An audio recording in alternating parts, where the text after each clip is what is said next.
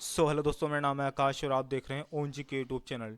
दोस्तों, जैसे कि आप जानते हो, आपके उत्तर प्रदेश पुलिस कांस्टेबल में 52,699 नई भर्ती आने वाली है। ठीक है दोस्तों।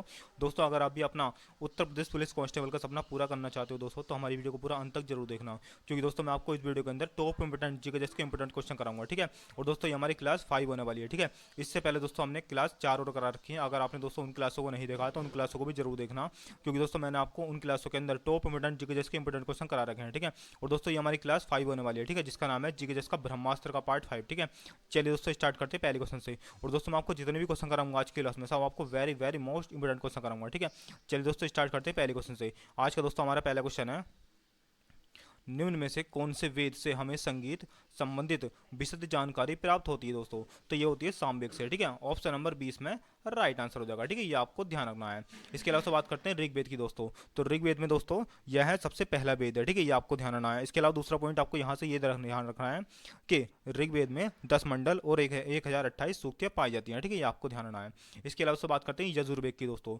तो यजुर्वेद के अंतर्गत दोस्तों यज्ञ की विधियाँ और मंत्रों का वर्णन के बारे में बताया गया है। ठीक है, यजुर्वेद के अंदर, ये आपको ध्यान रखना है। इसके अलावा से बात करते हैं अर्थक वेद की दोस्तों।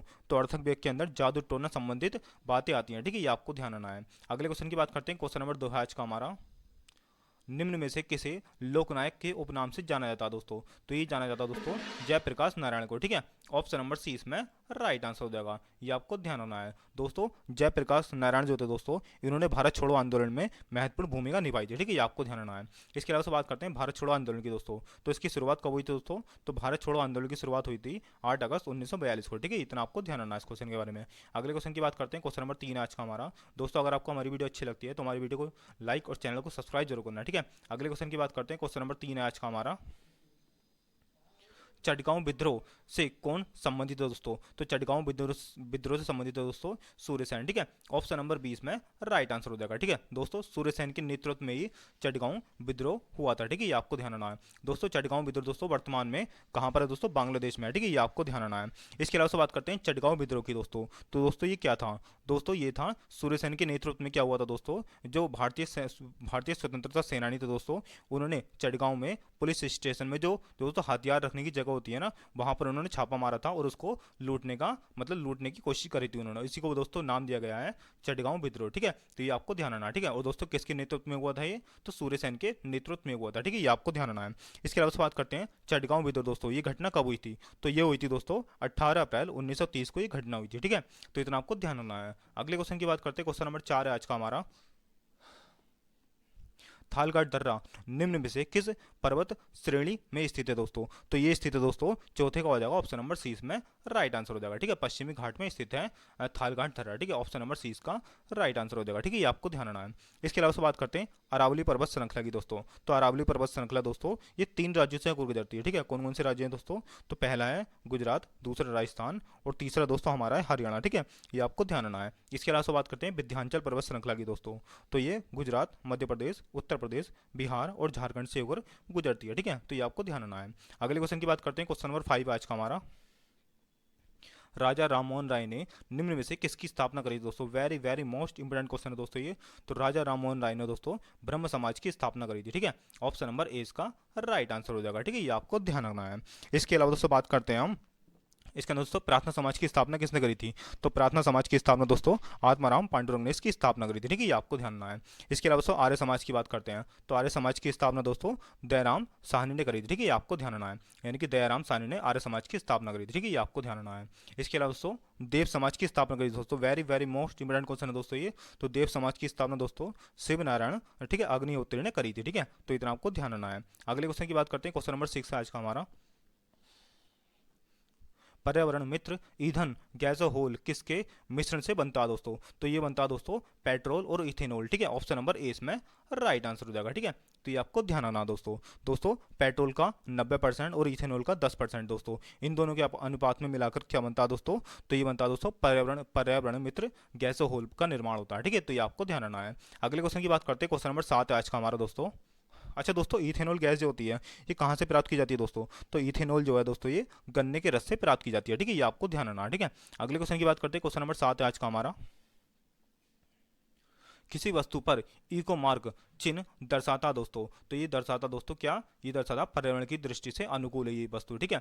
ऑप्शन नंबर ए इसमें राइट आंसर हो जाएगा, ठीक है। ये आपको ध्यान रखना है, ठीक है। इको मार्क आपको याद रखना है, ठीक है। अगले क्वेश्चन की बात करते हैं। क्वेश्चन नंबर 8 है आज का हमारा,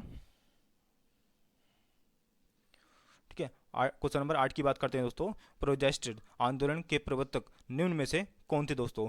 तो ये तो दोस्तों 8 में का हो जाएगा हमारा ऑप्शन नंबर सी, ठीक है, मार्टिन लूथर, ठीक है। ऑप्शन नंबर सी इसमें राइट आंसर हो जाएगा। अगले क्वेश्चन की बात करते हैं। क्वेश्चन नंबर 9 आज का हमारा। भारत का राष्ट्रीय जलीय जीव क्या है दोस्तों। तो भारत का राष्ट्रीय जलीय जीव है डॉल्फिन, ठीक है। ऑप्शन नंबर ए इसका राइट आंसर हो जाएगा। नेक्स्ट क्वेश्चन की बात करते हैं। क्वेश्चन नंबर 10 है आज का हमारा। पश्चिमी मध्य रेलवे का मुख्यालय कहाँ स्थित है दोस्तों। तो पश्चिमी मध्य रेलवे का मुख्यालय है जबलपुर में, ठीक है। ऑप्शन नंबर 20 में राइट आंसर हो जाएगा, ठीक है। ये आपको ध्यान रखना है। अगले क्वेश्चन की बात करते हैं दोस्तों। क्वेश्चन नंबर 11 है आज का हमारा। खानवा का युद्ध किसके बीच लड़ा गया था दोस्तों। तो खानवा का युद्ध बाबर और राणा सांगा के बीच लड़ा गया था, ठीक है। ऑप्शन नंबर 20 में राइट आंसर हो जाएगा, ठीक है। ये आपको ध्यान रखना है। अच्छा दोस्तों, बाबर के द्वारा 4 प्रमुख युद्ध लड़े गए थे, ठीक है। मैं आपको सारे बताता हूँ, ठीक है दोस्तों। तो पहला युद्ध था पानीपत का, दूसरा था दोस्तों किसका था, दूसरा था खानवा का युद्ध, और तीसरा था दोस्तों चंदेरी का युद्ध, और चौथा था ठीक घाघर का युद्ध। ये आपको ध्यान रखना है दोस्तों। पानीपत का जो युद्ध हुआ था वो बाबर और इब्राहिम लोदी के बीच हुआ था, ठीक है। और दोस्तों कब हुआ था, तो ये हुआ था 1526 को, ठीक है। यानी कि पानीपत का युद्ध 1526 को हुआ था दोस्तों। इसके अलावा दोस्तों खानवा के युद्ध की बात करते हैं दोस्तों। तो खानवा का युद्ध हुआ था दोस्तों 1527 को, ठीक है, बाबर और राणा सांगा के बीच, ठीक है, जिसमें दोस्तों बाबर की विजय हुई थी, ठीक है। तीसरा युद्ध लड़ा गया था दोस्तों, ठीक है। तीसरे युद्ध की बात करते हैं दोस्तों। तो तीसरा युद्ध था, ठीक है, बाबर और मेदिन रॉय के बीच लड़ा गया था, जो कि 1528 में लड़ा गया था, ठीक है। इसको बोलते हैं दोस्तों चंदावर का युद्ध, ठीक है। ये आपको ध्यान रखना है। इसके अलावा बात करते हैं घाघर युद्ध की दोस्तों। तो घाघर युद्ध में बाबर ने बंगाल और बिहार की संयुक्त सेना को पछाड़ दिया था, ठीक है। ये कब युद्ध हुआ था दोस्तों। तो ये हुआ था घाघर का युद्ध 1529 में लड़ा गया था, ठीक है। तो इतना आपको ध्यान रखना है। अगले क्वेश्चन की बात करते हैं। क्वेश्चन नंबर 12 आज का हमारा। सती प्रथा का अंत किस गवर्नर जनरल के कार्यकाल में हुआ था दोस्तों। Very very most important question है दोस्तों ये। तो सती प्रथा का अंत दोस्तों विलियम बेंटिंक के कार्यकाल में हुआ था, ठीक है। ऑप्शन नंबर 20 में राइट आंसर हो जाएगा, ठीक है। ये आपको ध्यान रखना है। अच्छा दोस्तों, सती प्रथा का अंत कब हुआ था। तो ये हुआ था दोस्तों 1829 में इसका अंत हुआ था, ठीक है। अब बात करते हैं दोस्तों विलियम बेंटिंक की, ठीक है। तो ये दोस्तों ये थे भारत के पहले गवर्नर जनरल थे विलियम बेंटिंक, ठीक है। ये आपको ध्यान रखना है। अच्छा दोस्तों, लॉर्ड डलहौजी की बात करते हैं। तो लॉर्ड डलहौजी के शासनकाल में दोस्तों भारत में पहली बार ट्रेन चली थी, ठीक है। ये आपको ध्यान रखना है। अगले क्वेश्चन की बात करते हैं। क्वेश्चन नंबर 13 है आज का हमारा। निम्न में से कौन सा रोग आंखों से संबंधित है दोस्तों। मोतीबिंद, रतौंधी और ट्रैकोमा, दोस्तों ये सभी आंखों से संबंधित है, ठीक है। ऑप्शन नंबर 20 में राइट आंसर हो जाएगा, ठीक है दोस्तों। रतौंधी की बात करते हैं। तो रतौंधी रोग जो दोस्तों ये विटामिन ए की कमी से होता है, ठीक है। ये आपको ध्यान रखना है। अगले क्वेश्चन की बात करते हैं। क्वेश्चन नंबर 14 आज का हमारा।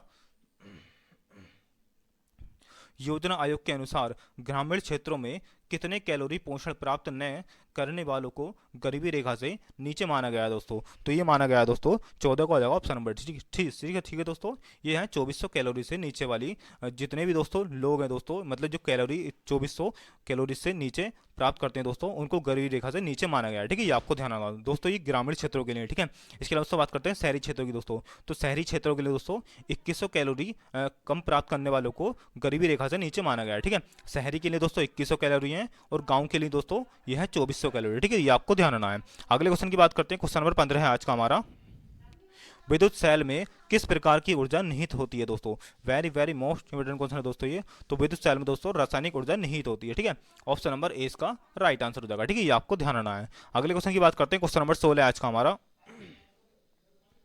किसी कैदी को न्यायालय के समक्ष प्रस्तुत करवाने के लिए निम्न में से कौन सी रीट यानी कि न्यायालय आदेश की आवश्यकता पड़ती है दोस्तों। तो ये पड़ेगी दोस्तों 16 का हो जाएगा इसमें ऑप्शन नंबर, इसमें हो जाएगा दोस्तों हमारा ऑप्शन नंबर बंदी प्रत्याक्षीकरण, ठीक है। ऑप्शन नंबर सी इसमें राइट आंसर हो जाएगा, ठीक है। ये आपको ध्यान रखना है, ठीक है।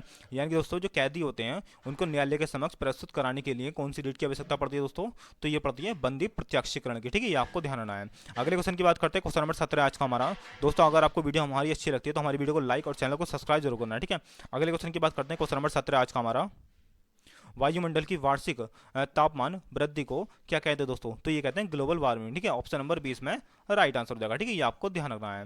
इसके अलावा से बात करते हैं ग्लोबल वार्मिंग दोस्तों। तो इसके लिए इसकी मतलब ग्लोबल वार्मिंग के लिए कौन सी गैस मुख्य मुख्य होती है दोस्तों? तो ये होती है दोस्तों कार्बन डाइऑक्साइड। ठीक है, ये आपको ध्यान रखना। ठीक है, यानी कि दोस्तों ग्लोबल वार्मिंग का कारण जो है दोस्तों वो है वायुमंडल में कार्बन डाइऑक्साइड की वृद्धि हो जाना। ठीक है, ये आपको ध्यान रखना है। अगले क्वेश्चन की बात करते हैं, क्वेश्चन नंबर 18 आज का हमारा।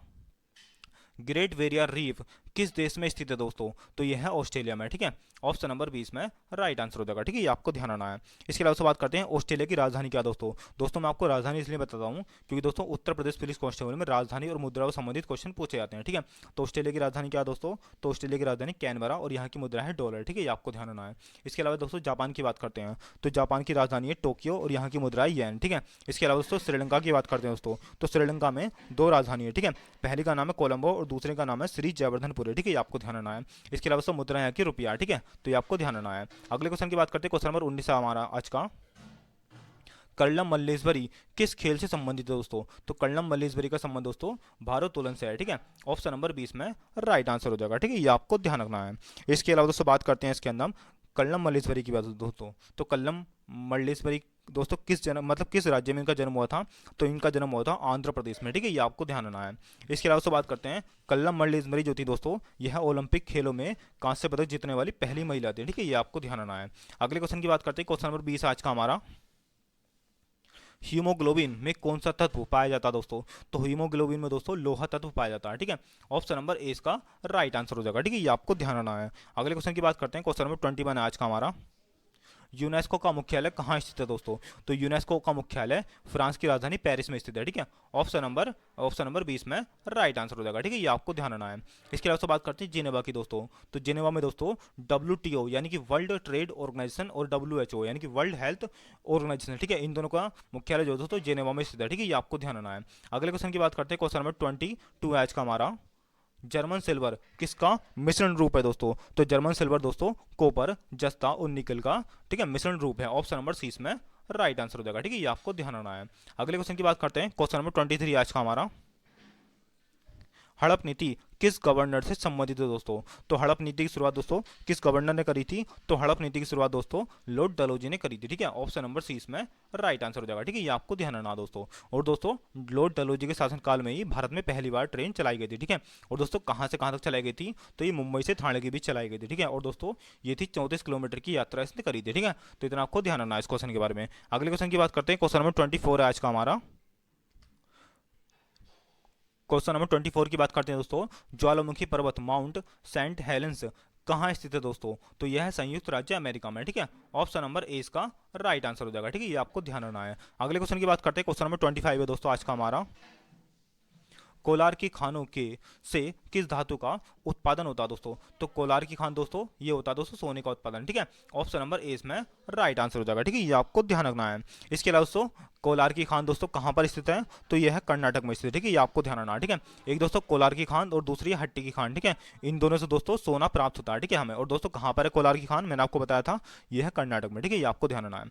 बात दोस्तों चांदी की करते हैं, तो चांदी दोस्तों कहाँ से प्राप्त की जाती है? तो दोस्तों ये है राजस्थान की जावर खान से चांदी प्राप्त की जाती है। ठीक है, ये आपको ध्यान रखना है। इसके अलावा दोस्तों बात करते हैं तांबे की दोस्तों, तो तांबा दोस्तों मध्य प्रदेश से प्राप्त किया जाता है। ठीक है, तो इतना आपको ध्यान रखना है इस क्वेश्चन के बारे में। अगले क्वेश्चन की बात करते हैं, क्वेश्चन नंबर 26 आज का हमारा। दोस्तों अगर आपको हमारी वीडियो अच्छी लगती है तो हमारी वीडियो को लाइक और चैनल को सब्सक्राइब जरूर करना है। ठीक है, अगले क्वेश्चन की बात करते हैं, क्वेश्चन नंबर 26 आज का हमारा।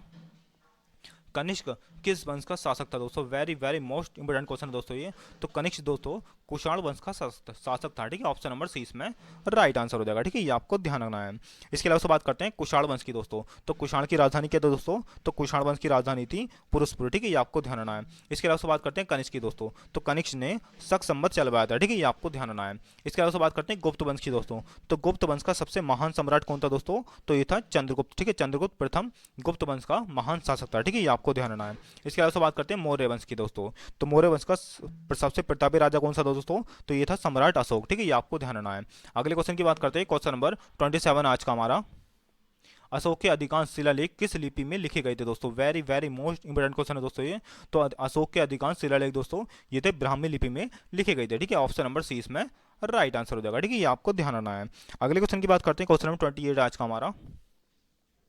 इंटीग्रेट सर्किट यानी कि जिसको आईसी बोलते हैं दोस्तों, इस चिप पर किसकी परत होती है दोस्तों, तो ये होती है दोस्तों सिलिकॉन की परत, ठीक है। ऑप्शन नंबर सी इसमें राइट आंसर हो जाएगा, ठीक है, ये आपको ध्यान रखना है। और दोस्तों कभी कभी आईसी यानी कि इसकी फुल फॉर्म भी पूछ लेता है, ठीक है, तो आईसी की फुल फॉर्म होती है दोस्तों इंटीग्रेट सर्किट, ठीक है, इतना आपको ध्यान रखना है इस क्वेश्चन के बारे में। नेक्स्ट क्वेश्चन की बात करते हैं, क्वेश्चन नंबर 29 आज का हमारा।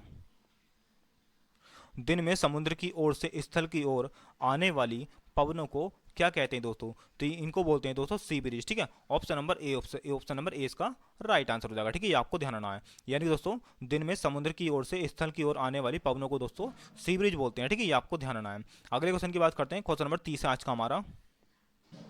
स्मैश शब्द किस खेल से संबंधित दोस्तों, तो स्मैश शब्द का संबंध दोस्तों ये है दोस्तों हमारा ऑप्शन नंबर सी इसमें राइट आंसर हो जाएगा, ठीक है, टेनिस खेल से संबंधित है, ठीक है, ऑप्शन नंबर सी इसमें राइट आंसर हो जाएगा। अगले क्वेश्चन की बात करते हैं, क्वेश्चन नंबर 31 आज का हमारा।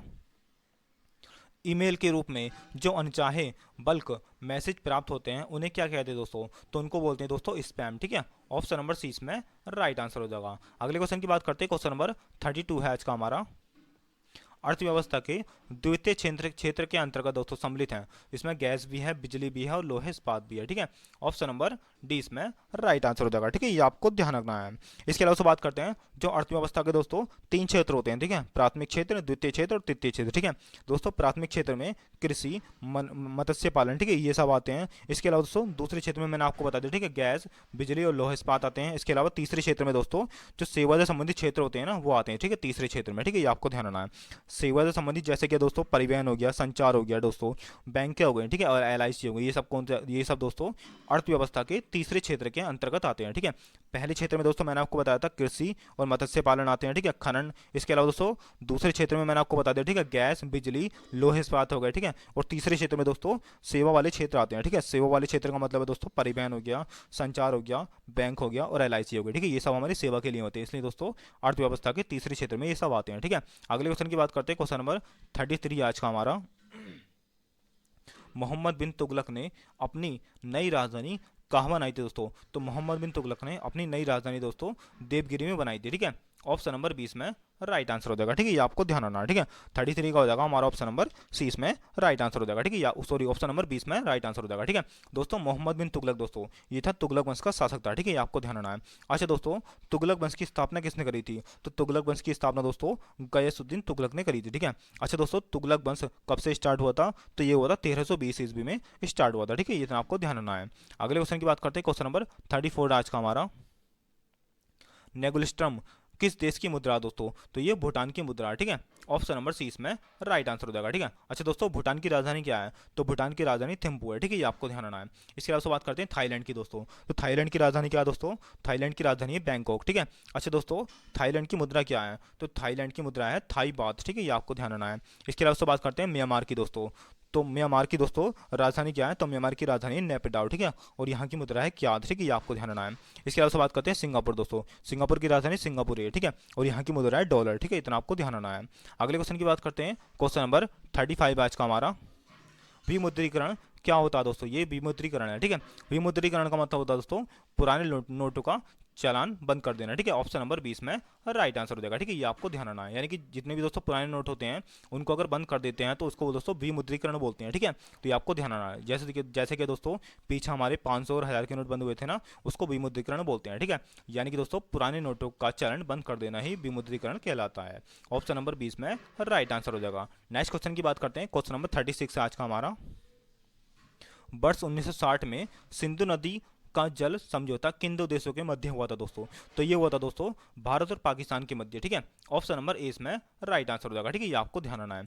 अच्छा दोस्तों भारत को पाकिस्तान से कौन सी लाइन अलग करती है, तो दोस्तों भारत को पाकिस्तान से रेड क्लिफ लाइन अलग करती है, ठीक है, ये आपको ध्यान रखना है। अच्छा दोस्तों भारत को चाइना से कौन सी लाइन अलग करती है दोस्तों, तो भारत को चाइना से दोस्तों मैकमोहन लाइन अलग कर दिया, ठीक है, ये आपको ध्यान रखना है। इसके अलावा दोस्तों बात करते हैं अगले क्वेश्चन की, क्वेश्चन नंबर 37 आज का हमारा। भारत का जीएसटी किस देश के मॉडल पर आधारित है दोस्तों, तो भारत का जीएसटी दोस्तों कनाडा देश के मॉडल पर आधारित है, ठीक है, ऑप्शन नंबर ए इसमें राइट आंसर हो जाएगा, ठीक है, ये आपको ध्यान रखना है। इसके अलावा बात करते हैं जीएसटी की दोस्तों, तो जीएसटी की फुल फॉर्म होती है दोस्तों गुड्स एंड सर्विस टैक्स, ठीक है। अच्छा दोस्तों जीएसटी लागू करने वाला पहला देश कौन सा था, तो जीएसटी लागू करने वाला पहला देश था फ्रांस, ठीक है, ये आपको ध्यान रखना है।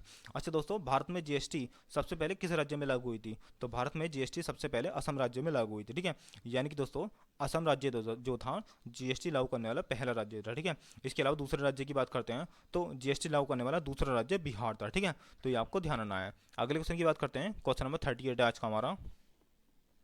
भारत में आंतरिक सुरक्षा संबंधित समस्या कौन सी है दोस्तों? तो आतंकवाद, नक्सलवाद, क्षेत्रवाद, ठीक है, ये सभी दोस्तों आंतरिक, ठीक है, आंतरिक सुरक्षा संबंधित समस्याएं हैं। ऑप्शन नंबर डी इसमें राइट आंसर हो जाएगा, ठीक है। ये आपको ध्यान रखना है। दोस्तों आज के लिए इतना ही। दोस्तों वीडियो को कैसी लगी, अच्छी लगी तो हमारी वीडियो को लाइक और चैनल को सब्सक्राइब जरूर करना, ठीक है। मिलते हैं दोस्तों नेक्स्ट वीडियो में, तब तक के लिए जय हिंद जय भारत।